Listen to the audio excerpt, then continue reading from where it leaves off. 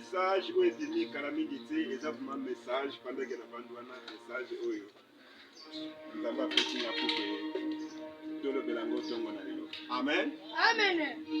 Sans plus tarder, tozotanga makomi na Nzambe na 1 Samuel chapitre 16 verset 10 à 12. 1 Samuel 16. 1 Samuel chapitre 16 verset 10 à 12. Je lis rapidement. Isaïe fit passer ses 7 fils devant Samuel. Et Samuel dit à Isaïe, l'Éternel n'a choisi aucun d'eux. Puis Samuel dit à Isaïe, songe là tous tes fils. Et il répondit, il reste encore les plus jeunes, mais il fait paître le brebis.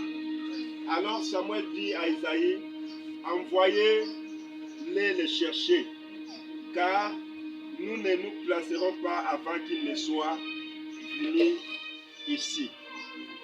Totangi dans 1 Samuel, chapitre 17, verset 4.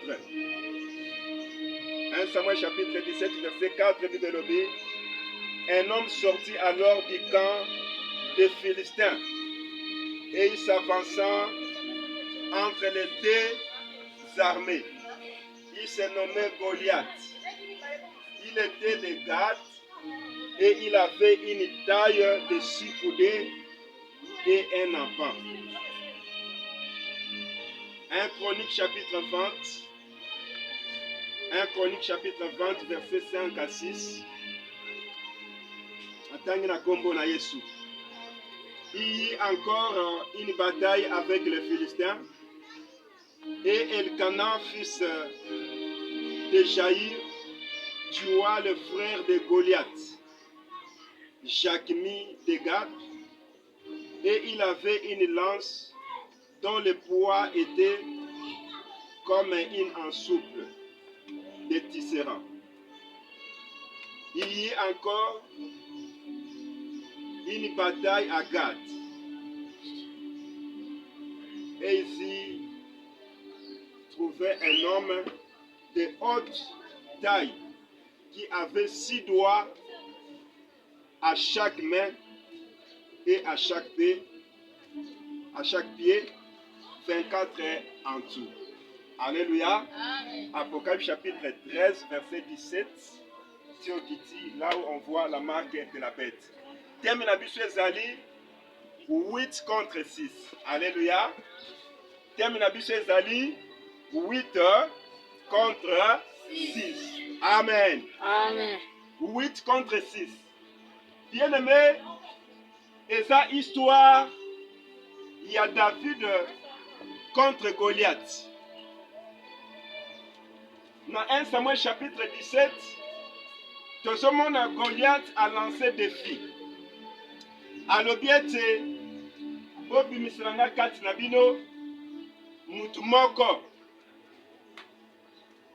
Oyo akobunda nanga soki ye alonginga seke libota nanga bakoma bango baumbu na ye kasi soki ngande na longi ye libota na ye ekokoma baumbu na ngai. Alléluia. Amen. Pe esalamaki bongo elobi ete David Saoul apesaki ebibundeli na ye po abunda kasi David amesanaki na bibundeli oyo te aboyaki yango kasi elobi ete akendaki na torrent bipai wapi alokotaki 5 pierre pe atiaki yango na saki na ye. Na ntango babandi kobunda na Goliath azwaki libanga moko pe abambaki Goliath. Bible elobi ete libanga wana na ntango ezwaki Goliath akufaki sur place. Alléluia. Amen. Alors, bien aimé, place nini oyo nga na tire teme oyo?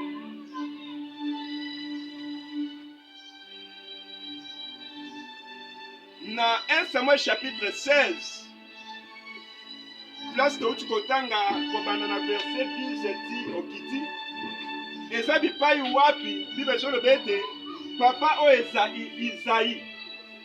Isaïe azalaki na bana 8. Alléluia. Kasi na ntango Samuel Nzambe apesaki ye bainstruction pour ke akende kopakola mokonzi na libota oyo ya Isaïe. Bible elobi ete papa oyo Isaïe abimisaki bana 7. Alléluia. Abimisaki bana 7. Alors Samuel na ntango atali bango na miso ya molimo, Bible elobi ete parmi bango mutu oyo Nzambe aponaki azalaki te. Alléluia. Nde atunaki, eske bana na yo bango nyonso ka oyo nde Isaïe alobi naza susu na mwana moko le plus jeune na bango nyonso kasi aza mobateli bampa te aza na Nzambe kuna. Alléluia. C'est-à-dire que David azalaki 8e. Pour la malamu pour comprendre le message ya lelo. David azalaki 40e fils et azalaki 8e. Donc Isaïe abimisi 7 fils. Mais parmi bango mwana moko te o Nzambe aponaki. Nzoka nde Nzambe aponaki 8e. O babengi na kombo ya David. Alléluia. Kasi Goliath ye pe na ngambu na ye Bible elobi ete Goliath azalaki géant, azalaki molayi oyo ebandaki komesure 6 coudées. Alléluia. Molayi ya Goliath ezalaki 6 coudées. Pe na maboko na ye pe na makolo na ye azalaki na misapi 6. Au total nyonso ezalaki combien? 24. Alléluia. Donc Goliath yende azo représenter le chiffre 6. Alléluia. Goliath azo représenter le chiffre 6. David azo représenter le chiffre 8. Est-ce que je me fais comprendre? Il y a de place de tirer thème la bicho 8 contre 6. Est-ce que vous êtes d'accord avec moi? Amen. Est-ce que vous avez maintenant compris le thème? Amen. Donc David azo représenter le chiffre 8 tandis que Goliath a représenté le chiffre 6. Or, Apocalypse chapitre 17, Bible sur le Belabiso n'a pas été marque de la bête. Bible lobi oasana mayele a calculé le nombre ya bête. Le nombre yango eza combien? Eza 660. Amen. Donc Goliath aza mutu oyo azo représenter chiffre 6. Personne qu'on suit chiffre 6 wana ochango misatu et formé marque de la bête otobengi 660. Amen. Kasi soko kena ngambo David. David oza 8e fils ya Isaïe azo représenter le chiffre 8. Or, ce que peut suivre 8 misatu. Alléluia. Otie 8. Et puis c'est combien? 888. 888 et ça marque il y a Jésus-Christ. Est-ce qu'on peut acclamer le Seigneur? Est-ce qu'on peut acclamer le Seigneur Jésus? Bien-aimé Yokanai, je suis en train de te révéler quelque chose. Yesu, kombo o Yesu, soko zwango na munoko ya ba grec. Alléluia. Babengi Jesus. Alléluia. Babengi Jesus. Soki siko obandi ko calculer chaque lettre, nde ezo pesa biso valeur ya 888. Est-ce que je me fais comprendre? La valeur numérique il y a Jésus en grec ezo pesa biso 888. Amen. Tandis que la valeur numérique il y a la bête ezo pesa biso 666. Amen. Nzokande awa eza bitumba ya ba chiffre. Koto chiffre 6 est telemi, koto pe chiffre 8 est telemi. Amen. Amen. Bien-aimés, nous sommes arrivés au temps de la fin. Et ça n'a défi moko o Goliath a lancé. Oh, pendant que longa Goliath et sengeli 4 na yo, ozala na chiffre 8. Amen. Le chiffre 8 est représenté Jésus-Christ. 4 Bien aimé, le chiffre 8, ils ont représenté le début des commencements. Amen. Semaine, elles ont combien de jours? Semaine, elles ont combien de jours? Semaine, elles ont 7 jours. Ceux qui sont au Bakissi, jour, il y a premier jour, il y a semaine où ils sont bandana. Alléluia. Soit le lundi. Au Bakissi, il y a 7. Et puis, ils sont combien? Donc, 8. Dans la révélation, ils ont représenté début à commencement. Amen. Parce qu'on a déjà clôturé le chiffre 7. La Bible déclare Dieu se reposa le 7e jour. Amen. Le chiffre 8, ils ont représenté l'éternité. C'est-à-dire, ceux qui ont sali calcul, il y a un chiffre. Bible le bien de jour moko, ils ont représenté 1000 ans. Alléluia. Amen. Jour moko, ils ont représenté 1000 ans. Or, Nzambe natango akeli mokili. Atie Adam na jardin d'Eden. Kobanda Adam ti Abraham mokili esalaki 2000 ans. Amen. Kobanda Adam ti na Abraham mokili esalaki 2000 ans. Kobanda na Abraham ti na Jésus Christ esalaki sous 2000 ans. Alléluia. Soko zui kobanda Adam ti na Jésus Christ esalaki combien? 4000 ans. Est-ce que je me fais comprendre?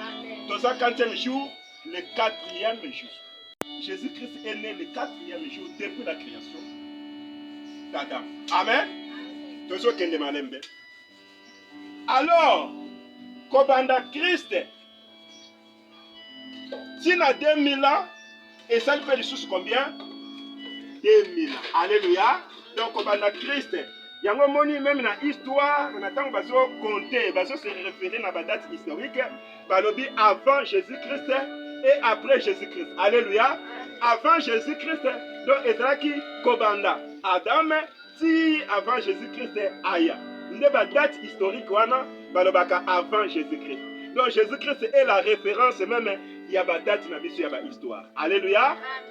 P. Kobanda Jésus-Christ, c'est une Oyabiso, Mokili et vivre 2000 ans. Alors, ceux qui sont au Sangisi 4000 ans, na 2000 ans, au époque, Nabiso c'est combien? 6000 ans. Est-ce que l'église est au Kangaï? Mokili c'est combien? 6000 ans. Alors, tu es dans le 40e jour. Tu es dans le 40e jour. 40e jour, 6e jour. Parce que jour moko égale 1000 ans. Amen. Un jour égale 1000 ans. Donc, comme on a mokili bandati lelo, mokili ekoki 6000 ans. Ceux qui te mettent en dengue il y a un jour, tu sali kaka 6 jours. Alléluia. Si on a encore ton côté, les autres sont en 2025, n'est-ce pas? C'est-à-dire que 2000 ans, ton côté déjà na millénaire mususu. Alléluia. Tu as déjà na début à millénaire mususu. Tu as dit qu'on consommait millénaire mususu, où ils ont représenté 7e jour. Alléluia. Bien aimé, il faut faire très attention avec le 7e jour. 7e jour, nous avons pas maki. Voilà pourquoi j'étais en train de dire qu'Alaming était Yesu Masia à Zonzonga pour l'Okamata Église. Pourquoi? Parce que le Seigneur a côté l'église n'a repos. Parce que prophétiquement nous sommes arrivés au 7e jour. Est-ce que l'église est au Kangaï? Yo o luli mokili. Yo o lingi mokili. Yeba ke mokili o yo banda et banditi lelo et côté déjà dans début à 7e jour. Or le chiffre 7 ils ont représenté repos. Le 7e jour Dieu se repose. Or, ils ont bisika moko obabenga kalier de repos. Alléluia. Bien aimé, Nzambe alingi azwa église pour que à côté na lieu de repos akende kopema. Omoni ba repos otozwa kana mokili oyo. Eza kana ya mwata. Non, na za fatigué na pe manana la ta mois de heures. Alléluia. Mais repos ya solo eza repos oyo de la biso na 7e jour oyo. Eza na repos moko. Oyo de la biso ko église. Voilà pourquoi, bien aimé, Zala prêt. Église, soyez prête.